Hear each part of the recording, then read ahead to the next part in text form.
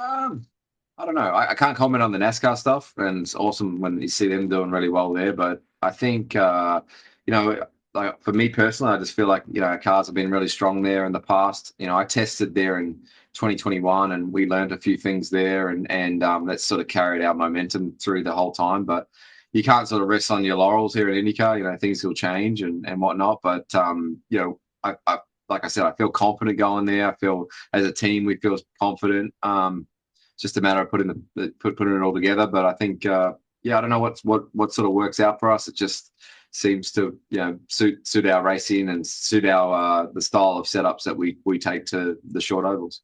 And then earlier you mentioned the different corners, just how different those both ends of the racetrack are. I talked to Alex Bowman at the NASCAR weekend last year, and he was kind of comparing it to Darlington on the NASCAR side, a track that just has two completely different ends. Do you feel like you have to sacrifice handling maybe on one end with the tighter radius of corners, as opposed to the other end with the wider? Do you feel like you have to sacrifice handling at one end to get it better at the other, or is there a happy medium you can kind of hit with that?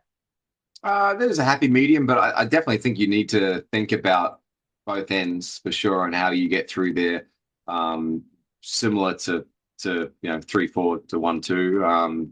Yeah, and that's kind of why I enjoy this track so much. It's just that challenge of trying to hustle a car that may not really suit one end, but knowing that there's a lot of time in another. So yeah, and then you add the hybrid stuff that we used last year. This will be this first time we've gone, maybe the first or second time we've gone back to a track that we've used the hybrid before. So yeah, it's a fun little layout. I really do enjoy it.